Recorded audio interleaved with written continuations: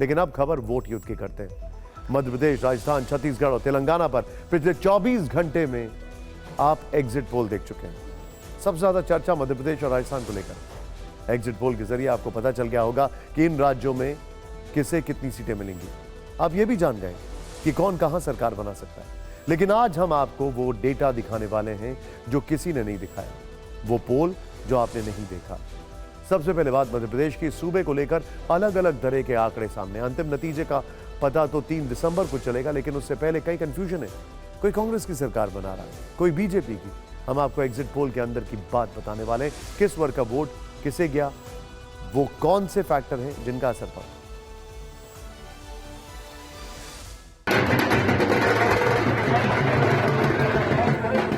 Exit poll के हिसाब से मध्य प्रदेश का डेटा क्या कहता है? वो राज्य जहां महिलाओं का वोट निर्णायक माना जाता है, जाति समीकरण भी मायने रखते हैं, वहां किसने किसका साथ दिया।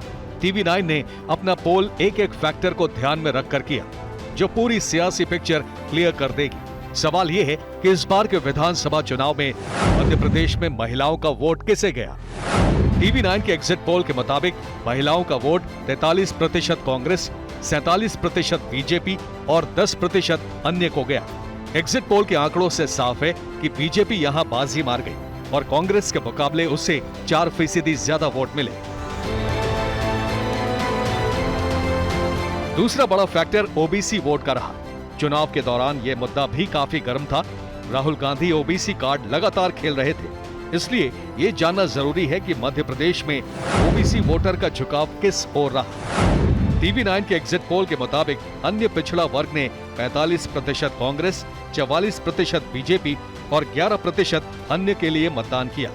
एग्जिट पोल के आंकड़ों में यहां मुकाबला कांटे का रहा। हालांकि बीजेपी के मुकाबले कांग्रेस को 1% का फायदा दिख रहा है। हमारे पोल में तीसरा बड़ा फैक्टर मुस्लिम का है। कांग्रेस पर तुष्टीकरण के आरोप भी लगते रहे हैं, तो सवाल यह है कि मध्य प्रदेश में मुसलमानों के मत किसे पड़े। TV9 के एग्जिट पोल के मुताबिक 61% मुस्लिम यानी इस तबके के बहुत बड़े हिस्से ने कांग्रेस के लिए वोट किया, जबकि बीजेपी के पक्ष में सिर्फ 18% रहे। वहीं अन्य को इस वर्ग से 21% वोट मिले। मतलब एग्जिट पोल के हिसाब से मुसलमान वोटों के मामले में कांग्रेस क्लीन स्वीप कर गई और बीजेपी के मुकाबले उसे 43% ज्यादा वोट मिले। हमने जो अभी आंकड़े दिखाए वो एग्जिट पोल के हैं और इसमें फेरबदल हो सकते हैं, लेकिन चाहे कांग्रेस हो या बीजेपी, दोनों सरकार बनाने का दावा कर रही हैं।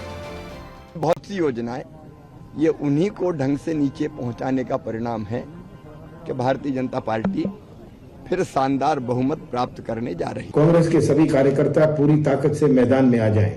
भाजपा चुनाव हार चुकी है। कुछ एग्जिट पोल जानबूझकर इसीलिए बनाए गए हैं कि कांग्रेस कार्यकर्ता निराश हों और झूठा माहौल दिखाकर अधिकारियों पर दबाव बनाया जाए। वैसे अंतिम नतीजे रविवार को आएंगे, तब असली तस्वीर साफ होगी। उसी दिन ये पता चलेगा कि मध्य प्रदेश में बीजेपी अपना राज बरकरार रखने में कामयाब रही या फिर वोटरों का आशीर्वाद कांग्रेस को मिला।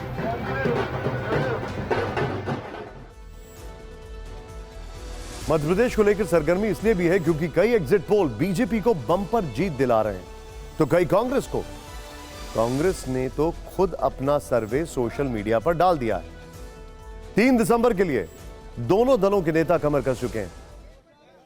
इन सियासी हलचलों के बीच आज बीजेपी अध्यक्ष जेपी नड्डा ग्वालियर पहुंचे, जहां उनके स्वागत में खुद शिवराज सिंह चौहान मौजूद रहे। उनके अलावा पार्टी के बड़े नेताओं का जमावड़ा भी रहा।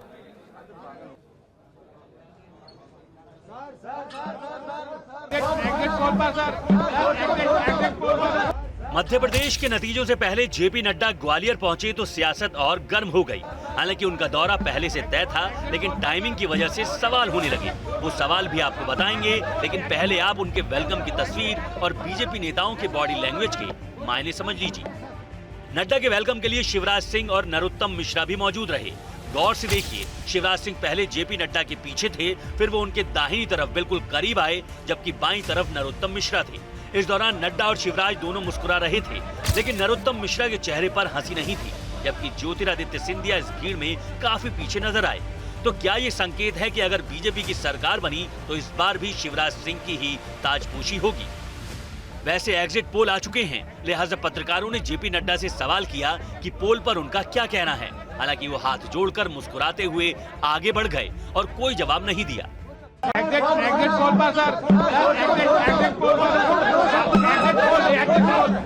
इधर मध्य प्रदेश कांग्रेस ने अपने एक्स हैंडल पर खुद की बम्पर जीत को लेकर अपना एग्जिट पोल डाला, जिसमें पार्टी ने खुद को 151 सीट दी, जबकि बीजेपी को 69 और अन्य को 10 सीटें दी हैं। भाजपा का लक्ष्य 150 का था और इसलिए हम 150 से को भी आगे पाएंगे, तो हम लक्ष्य से आगे हैं। मैंने पहले ही डिक्लेयर कर दिया था कि भाजपा की सरकार बन रही है और बहुत अच्छे से बन रही है। मैं दावे नहीं करता, स्वभाव नहीं है, संख्या भी नहीं बताता, नेचर नहीं है, पर 135 सीट से ऊपर आके कांग्रेस की सरकार बनेगी। लेकिन एग्जिट पोल तो वैसे कांग्रेस ने अपने पोल में दावा किया है कि पूरे मध्य प्रदेश में पार्टी की लहर है और 20 साल बाद राज्य में चमत्कारिक परिणाम आने वाले हैं।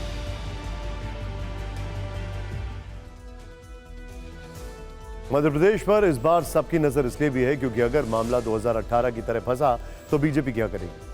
क्या वो कांग्रेस को सरकार बनाने का मौका देगी या फिर वो खुद अपनी सरकार बनाने का प्रयास करेगी? चलिए आपको ये बताते हैं। 2018 में 230 सीटों वाली विधानसभा में कांग्रेस को सबसे ज्यादा 114 सीटें आई, बीजेपी को 109 और अन्य के खाते में 7।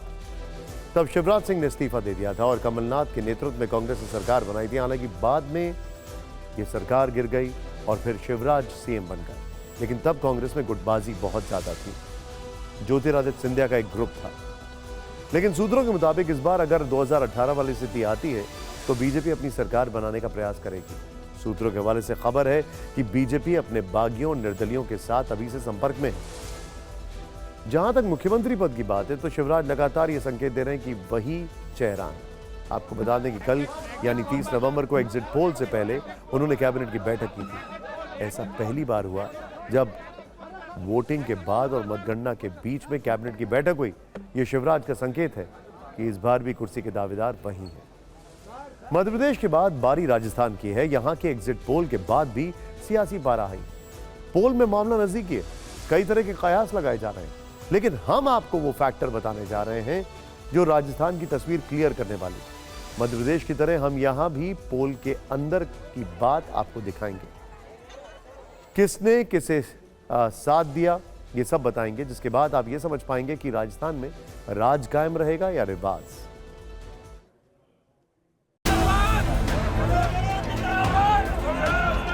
इस बार राजस्थान का एग्जिट पोल चौंकाने वाला रहा। हम आपको ये बता चुके हैं कि किसको कितनी सीटें मिलने वाली हैं, कौन वहां सरकार बना सकता है, लेकिन इस बार का वोट शेयर जानना भी जरूरी है, जो सीटों के समीकरण में कहीं गुम हो गया। लेकिन हम आपको पूरी तस्वीर बताएंगे।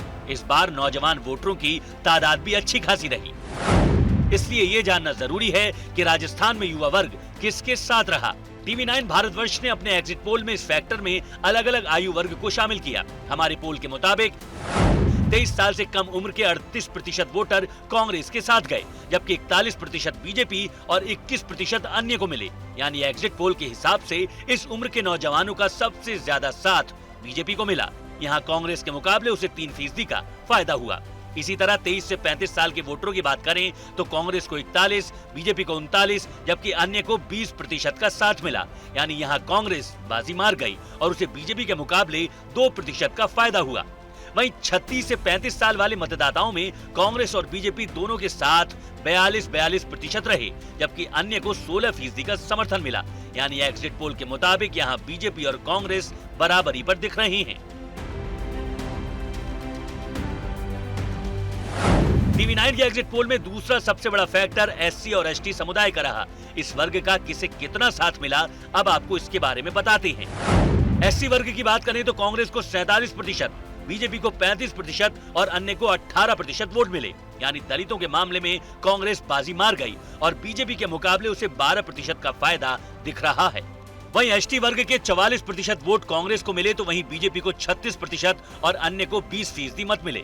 मतलब ये कि यहाँ भी कांग्रेस फायदे में रही, उसे बीजेपी के मुकाबले 8% की बढ़त रही। TV9 के एग्जिट पोल से ये पता चल रहा है कि अनुसूचित जाति और जनजाति वर्ग का रुझान कांग्रेस की तरफ रहा।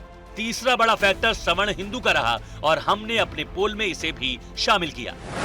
राजस्थान में चुनाव प्रचार के दौरान हिंदुत्व भी बड़ा मुद्दा रहा। हमारा एग्जिट पोल क्या कहता है, चलिए ये देख लेते हैं। राजस्थान में सवर्ण हिंदुओं ने 27% कांग्रेस, जबकि 59% यानी बहुत बड़े हिस्से ने बीजेपी के लिए वोट किया।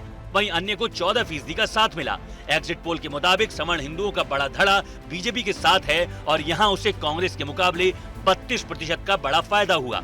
हालांकि ये आंकड़े एग्जिट पोल के हैं, लेकिन कांग्रेस और बीजेपी दोनों अपनी अपनी जीत का दावा कर रहे हैं। कांग्रेस की शर्मनाक हार होगी। मुख्यमंत्री जी कह रहे हैं मेरी सरकार रिपीट होगी, मैं कह रहा हूं उनकी सरकार डिलीट होगी। और मुख्यमंत्री जी 156 का दावा कर रहे हैं। अगर एक अंक आगे से हटा दो तो 56 रह जाए तो बड़ी बात हो। काका जी उनका नाम जादूगर अशोक गहलोत, तो खिलाड़ी खुद ही आप क्यों चिंता कर रहे हो? एक आंकड़ा आखिरी सवाल, एक आंकड़ा आपको क्या लगता है कितनी सीटें आएंगी अब ये जो एग्जिट पोल आए हैं? देखिए मेरे को लगता है कि हम 100 क्रॉस कर जाएंगे, मुझे लग रहा है। दावे चाहे जो भी हों, लेकिन राजस्थान में ऊंट किस करवट बैठेगा इसका पता 3 दिसंबर को ही चलेगा।